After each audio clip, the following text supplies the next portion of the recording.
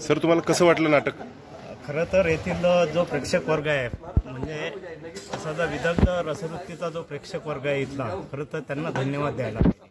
एवढं मोठं आव्हान पेलणारं जे नाटक आहे दिलीप सरांचं, कारण ते जवळजवळ ज्येष्ठ नाटक आहे. त्यांची आत्ताच कुठेतरी नाटकं प्रसिद्ध झालेली आहे. ते सगळे पाश्चात्य नाटकाचे अनुवाद आहे.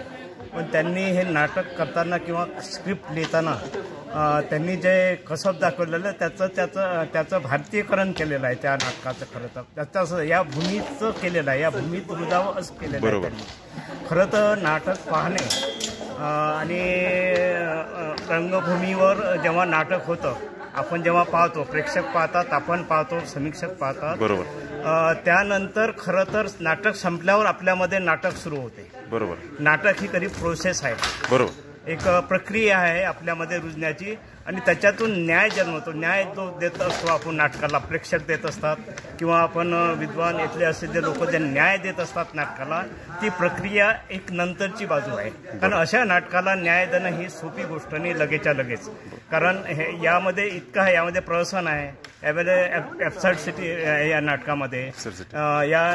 या नाटकामध्ये सगळ्या प्रकारचे प्रतीक आहे, सिम्बॉल आहे. समजा याच्यामध्ये जो राणीचा एक सिम्बॉलिक असा एक हे आहे, ते म्हणजे ते पात्र कधी येते पण त्यामध्ये सिम्बॉल आहे.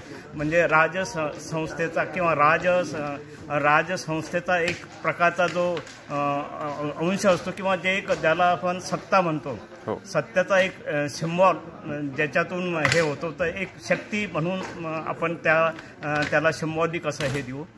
बाकी हेच जर राजवाड्याचं याचे जर चित्रण केलेलं आहे, समजा माणसाचा याचे कवट्या असेल किंवा ते जळणारं हे असेल, चिता असेल, तर हे जे कसब आहे, हे डायरेक्टरचं जे कसब आहे, हे खूपच चांगलं कसब आहे. असं नाटक बुलढाण्यासारखा प्रेक्षक पेलतो याचा मला अभिमान आहे.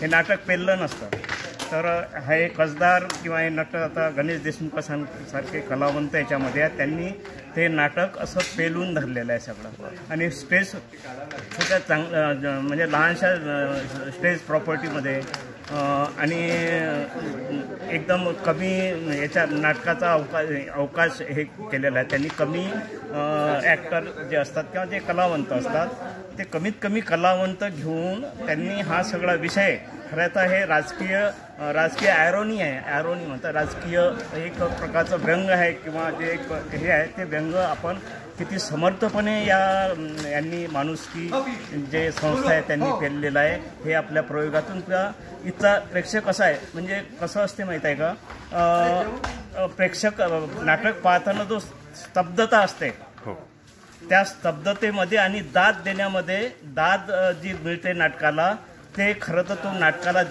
देता येणारा किंवा दिला जाणारा न्याय असतो. क्या बात. मला एवढं म्हणायचं. वा वा, धन्यवाद सर.